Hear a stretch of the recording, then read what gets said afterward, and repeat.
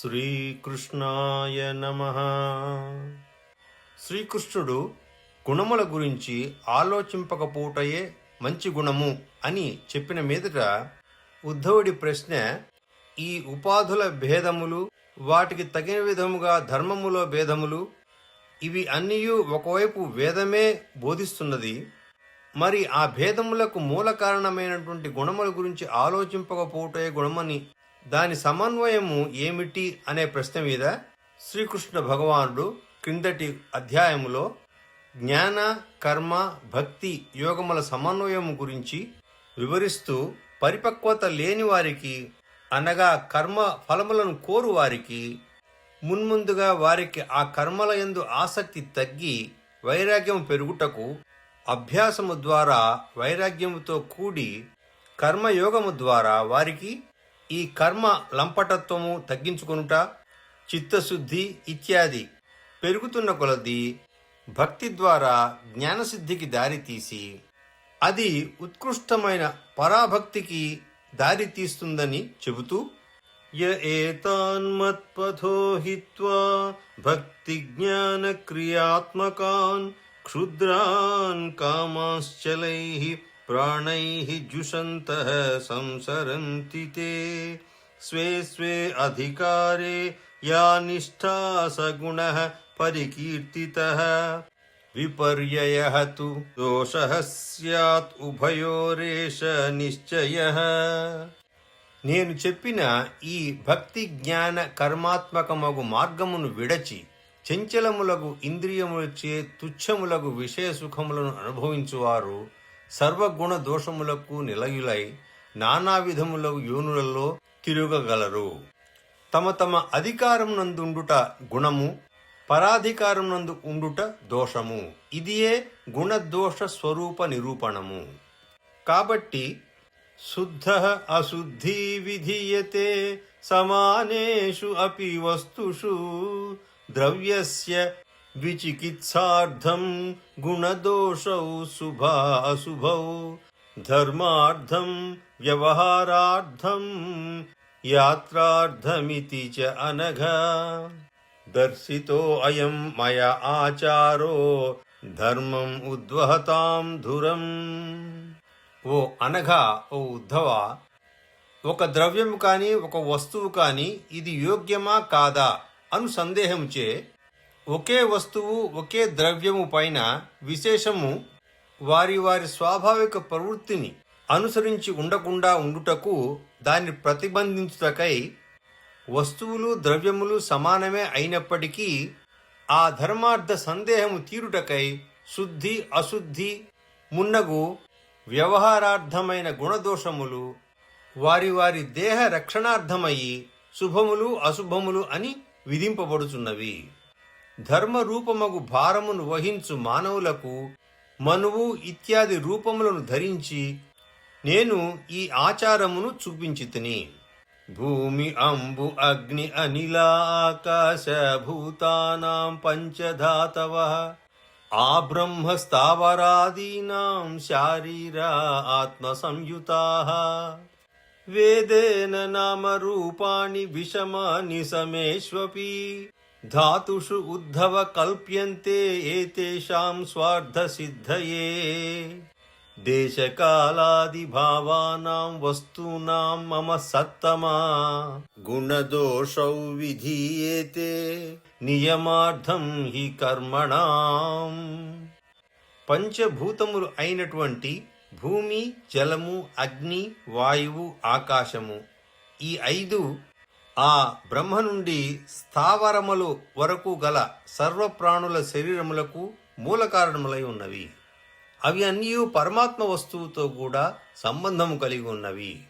ఉద్ధవ, పంచభూతాత్మకమైన ఈ ప్రాణుల దేహములు అన్నీ సమానమే అయినప్పటికీ వారి వారి ధర్మాది పురుషార్థ సిద్ధికై వేదము విభిన్నములకు నామరూపములను కల్పించినది.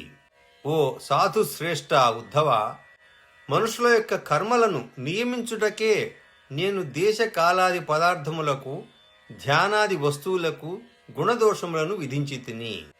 అకృష్ణసారః దేశనామ బ్రహ్మణి అశుచిర్భవేత్ కృష్ణసారః అపి असौ वीरकीकटा संस्कृतेरिणम् कर्मण्यः गुणवान् कालः द्रव्यतः स्वतः एव वा यतो निवर्तते कर्म सदोषो अकर्मकः स्मृतः द्रव्यस्य शुद्धि अशुद्धि च द्रव्येण वचनेन च संस्कारेण अथ कालेन महत्व अल्पतया अथवा ఆ వేద విదితమైన దేశముల భేదములను వివరిస్తూ దేశములలో కృష్ణసారము లేనిది, కృష్ణసారము అనగా భారతదేశంలో ఉండున్నటువంటి ఒక లేడీ, బ్రాహ్మణ భక్తుడు లేనిది అగు దేశము అపవిత్రమైనది. కృష్ణసార మృగము కలది అయినను సౌవీర దేశము తప్ప ఇతర దేశములు కీకట దేశము సంస్కార రహితములు.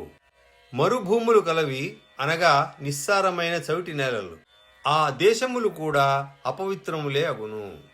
ద్రవ్యముతోనూ స్వయముగాను కర్మమును చేయుటకు వీలైన కాలము పవిత్రమైనది.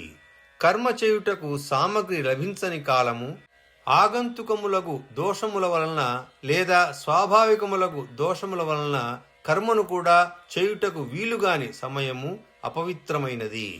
పదార్థముల శుచిత్వ అశుచిత్వములు ద్రవ్య వచన సంస్కార కాలముల వలన, మహత్వము లేదా అల్పత్వము వలన కూడా ఉండును. ఏ విధముగా అయితే వస్త్ర పదార్థములు జలాదులలో పవిత్రము, అదే మూత్రములో అపవిత్రము. కనుక ఏది పవిత్రము ఏది కాదు అను సందేహము కలిగినప్పుడు బ్రాహ్మణుని వాక్కు పవిత్రము, వేరు విధమైనది అపవిత్రము. ప్రోక్షణ ఆదులచే పుష్పములు పవిత్రములు, అవే పుష్పములు ఘ్రాణాదులచే అనగా ఒక మాట వాసన చూసిన తర్వాత అపవిత్రములు. దశః ఆది కాలముల యందు నూతన జలాశయములు పవిత్రములు, మిగిలినవి అపవిత్రములు. అంత్యజులు అనగా అనేక జాతుల వారు స్పృశించిన పెద్ద పెద్ద సరోవరములోని నదులలోని నీరు పవిత్రము, చిన్న చిన్న గుంటలలోని నీరు అపవిత్రము. శక్త్యా అశక్త్యా అథవా బుద్ధ్యా సమృద్ధ్యా చ యదాత్మనే అఘం కుర్వంతి యథా దేశావస్థానుసారతః ధాన్యదార్వస్థితంతూనాం రసతైర్జస చర్మణాం కాలవాయగ్నిమృత్తోయైః పార్థివానాం యుతాయుతైః అమేధ్యలిప్తం యద్యేన గంధం లేపం వ్యపోహతి భజతే ప్రకృతిం తస్య తత్శౌచం తావదిష్యతే. సామర్థ్య అసామర్థ్యములను అనుసరించి, బుద్ధిని అనుసరించి, సమృద్ధిని అనుసరించి జీవులు పాపములు చేయుచున్నారు. అట్లు చేయుట దేశకాల పరిస్థితుల వలననే అని ఎరుంగవలెను. ఇక్కడ వివరణ సామర్థ్య అసామర్థ్యములను అనుసరించి సమర్థుడగు వ్యక్తి పక్షమున సూర్యగ్రహణ సూతకాదుల యందు అన్నాదులు అపవిత్రములు. ఇక్కడ సమర్థుడనగా శాస్త్రం తెలిసిన విద్వాంసుడు, అదే అసమర్థుడగు పురుషుని పక్షమున అవి పవిత్రములు. అదే విధముగా బుద్ధిని అనుసరించి కేవలము బాహ్య జ్ఞానమే కలిగిన వారికి పుత్ర జనాదుల యందలి దశరాత్రులు శుద్ధి, కాని తదంతర్గతము జ్ఞానము కలిగిన వానికి అవి అశుద్ధి. ఇదియే వ్యావహారికముగా ప్రసూతి మైల అని వాడుకలో ఉన్నది. అదే విధముగా సమృద్ధిని అనుసరించి సమర్థుడగు వానికి జీర్ణమైన మలినమైన వస్త్రాదులు అశుద్ధములు, అదే దరిద్రుడగు వాని పక్షమున అవి శుద్ధములు. ఇట్టి ద్రవ్యముల యొక్క అశుద్ధి ద్వారా జీవుడు చేయు పాపములు దేశ కాల అవస్థ భేదముల వలననే అని తెలుసుకొనవలెను.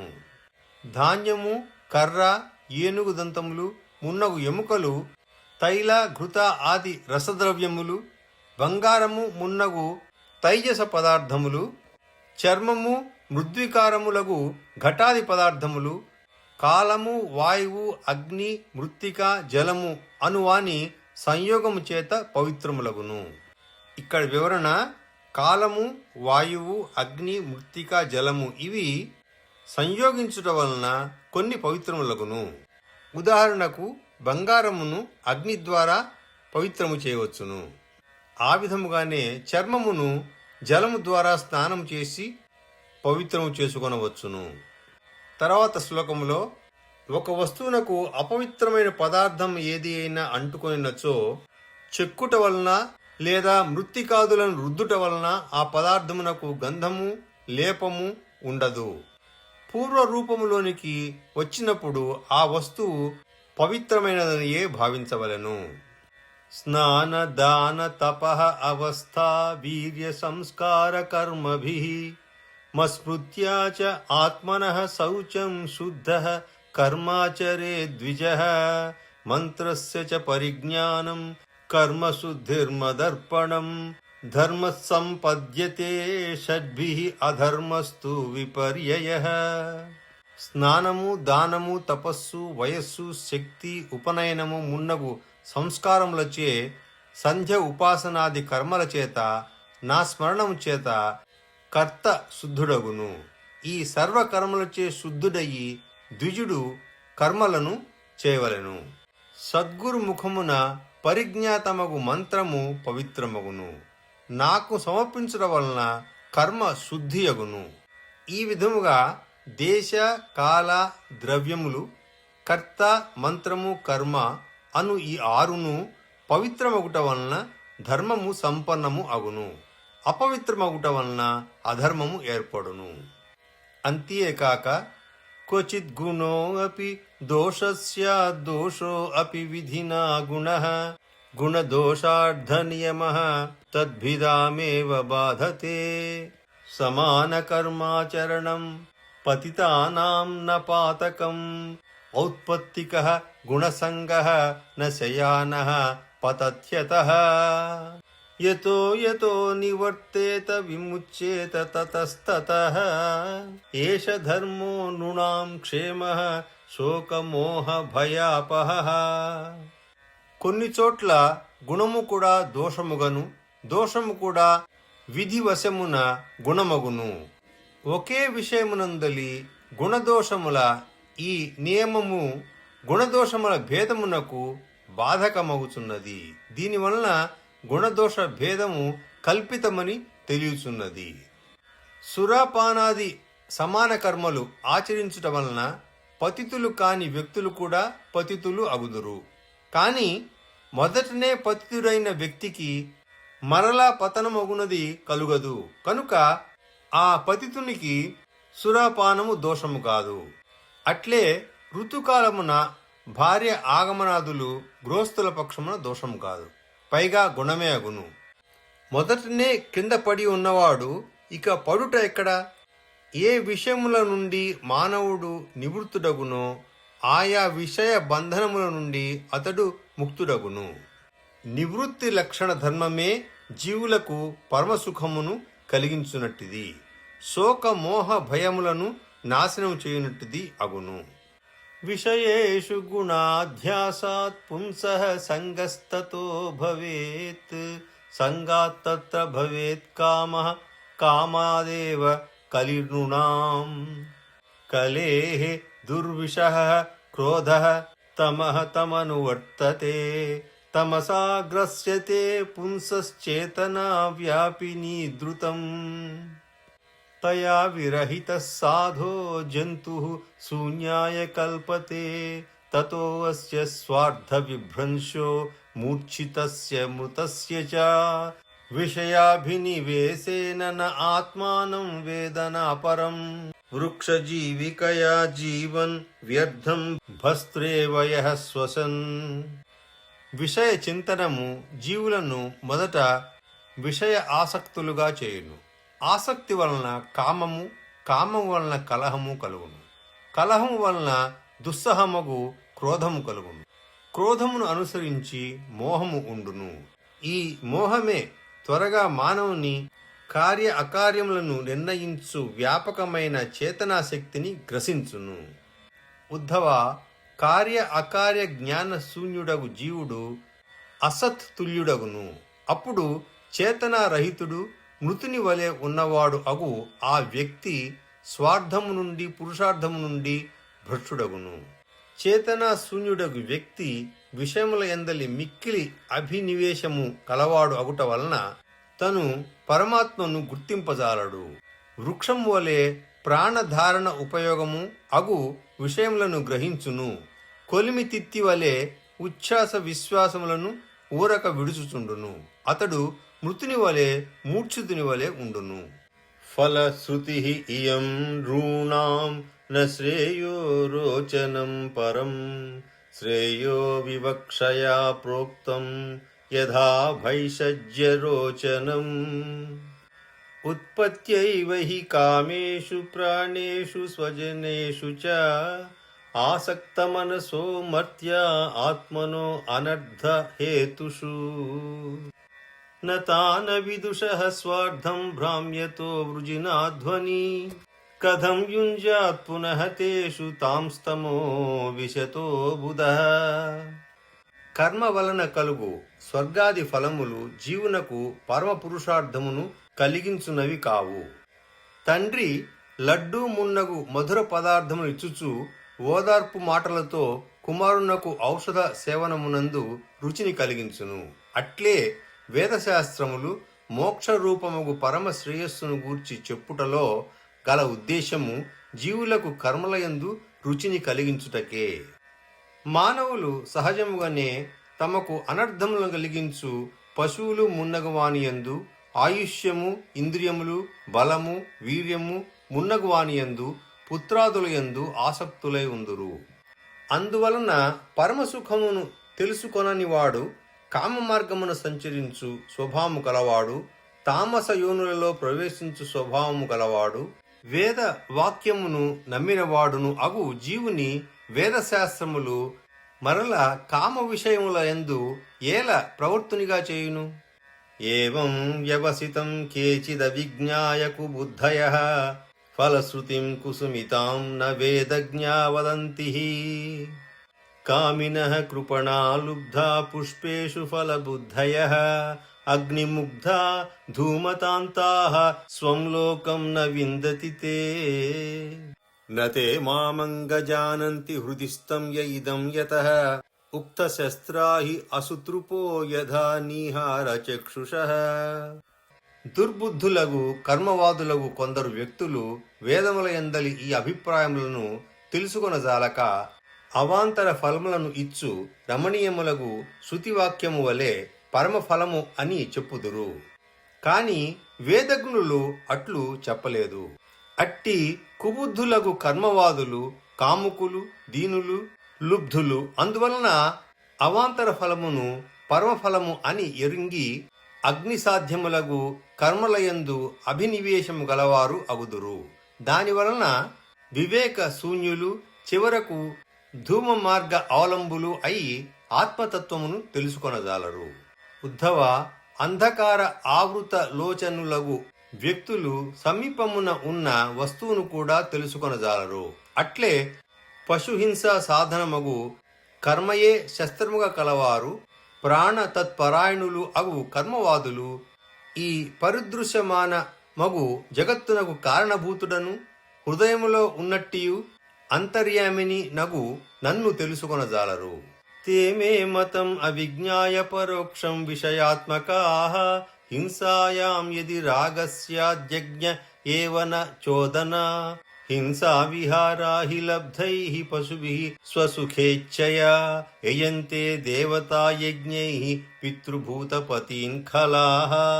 మాంస భక్షణార్థమై హింసయందు ప్రవృత్తి కలిగినచో యజ్ఞమునందే హింస చేయవలెను. ఇది పరిసంఖ్యా విధియే గాని సంధ్యావందనాదుల వలె అరప్పు విధి కాదు. హింసాపరాయణులకు కర్మవాదులు నా పరోక్ష అభిప్రాయమును తెలుసుకొనజాలక స్వర్గాది సుఖములను పొందవలనడి కోరికతో యజ్ఞమునకై వధించి పశుమాంసముచే దేవతలను, పితృదేవతలను, భూతములను ఆరాధించుతున్నారు.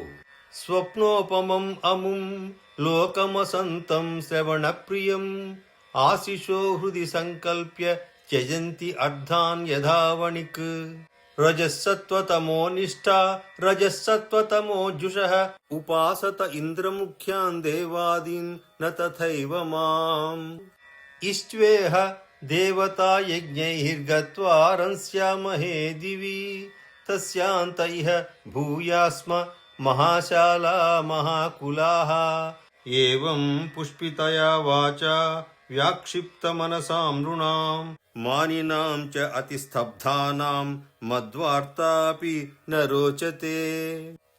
అట్టి మందబుద్ధులగు వ్యక్తులు స్వప్నతుల్యము నశ్వరము కేవలము శ్రవణప్రియము అగు పరలోకమును ఇహలోకములోని రాజ్యాదుల సుఖప్రదములని భావించి దుస్తరములగు సముద్రాదులను తరించి ఎక్కువగా ధనమును సంపాదించవలనడి కోరికతో వెనుక సంపాదించిన ధనమును వ్యయము చేసి నష్టపడిన వ్యాపారి వలె యజ్ఞాదుల యందు ఎక్కువగా ధనమును వ్యయము చేసి రెండు విధములా నష్టపడుదురు.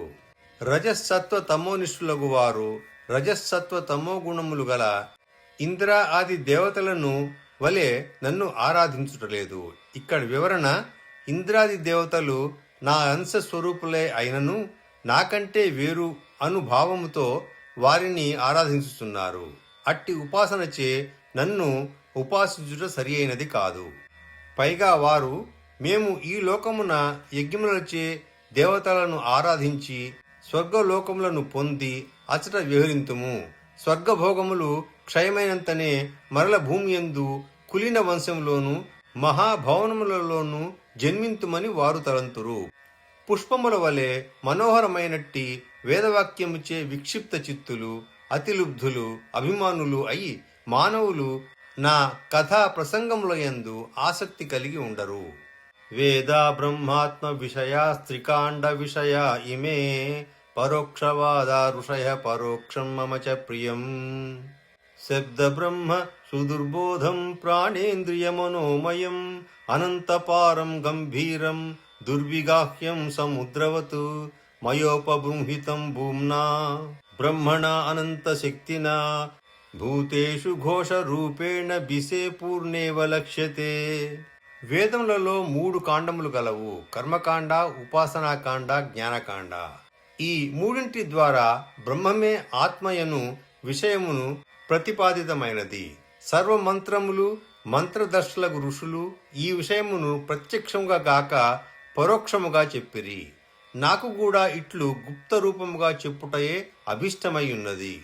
అంతఃకరణ శుద్ధులకు వ్యక్తులే దీనికి అధికారులు. వారే పరోక్షవాదమును బాగుగా ఎరుంగగలరు.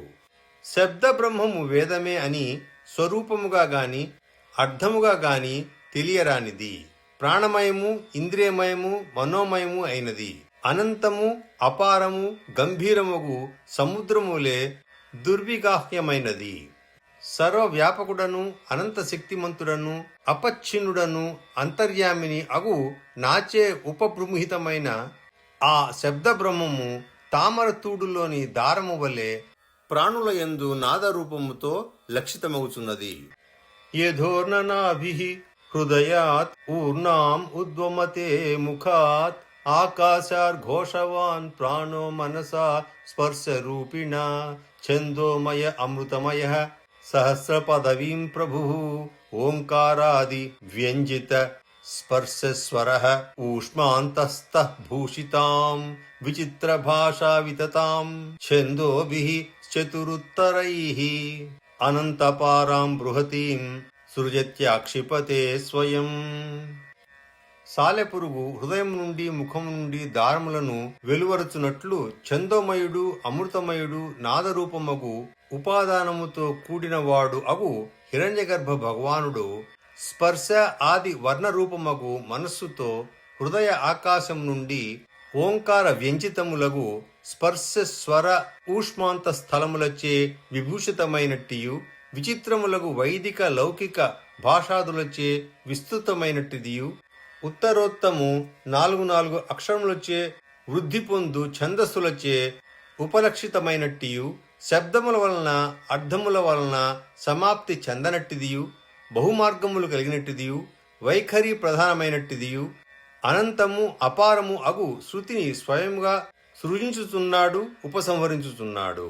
గాయత్రి ఉష్ణిక్ అనుష్టుప్ చ బృహతి పంక్తిరేవ చ త్రిష్టుప్ జగతి అతి ఛందః హి అత్యష్టి అతి జగతి అతి విరాట్ కిం విధత్తే కిమాచష్టే కిమనూద్య వికల్పయేత్ ఇత్యస్యా హృదయం లోకేన అన్యో మద్వేద కశ్చన. మాం విధత్తే అభిధత్తే మాం వికల్ప అపోహ్యతే తు అహం. ఏతావాన్ సర్వవేదార్థ శబ్ద ఆస్థాయ మాం భిదాం. మాయామాత్రం అనుద్యాంతే ప్రతిషిధ్య ప్రసీదతి. ఆ శృతిలో గాయత్రి, ఉష్ణిక్, అనుష్టుప్, బృహతి, పంక్తి, త్రిష్టుప్, జగతి, అతి ఛందము, అత్యష్టి, అతి జగతి, అతి విరాట్ అను ఈ ఛందస్సులన్నీయు వైఖరి అను వేదంలోనివే. కర్మకాండమున విధివాక్యములచే ఏది విహితమైనది, ఉపాసన కాండములో మంత్రవాక్యంచే ఏది ప్రకాశితమైనది, జ్ఞానకాండమున నిషేధార్థమగు ఏ వస్తువు చెప్పబడినది అను ఈ విధమగు వేదవాక్యముల ప్రకృత తాత్పర్యము నాకు తప్ప మరి ఎవరికిని తెలియదు. వేదములు కర్మకాండమున నన్నే విధించుచున్నవి, ఉపాసనా కాండమున ఉపస్య దేవత రూపమున నన్నే వర్ణించుచున్నవి, జ్ఞానకాండమున ఆకాశాది రూపములో నాయందే అన్య వస్తువులను ఆరోపించి వానిని నిషేధించుచున్నవి. సర్వశ్రుతులు నన్ను ఆశ్రయించి నాయందు భేదమును ఆరోపించుచున్నవి, మాయామాత్రుడనని చెప్పి దానిని అనువదించుచున్నవి. చివరకు అన్నింటినీ నిషేధించి నాయందే శాంతిని పొందుచున్నవి. అధిష్టాన రూపముతో నేనే మిగులుచున్నాను. ఇక్కడికి ఏకాదశ స్కందములో 21వ అధ్యాయము సమాప్తమైనది. నమస్కారం.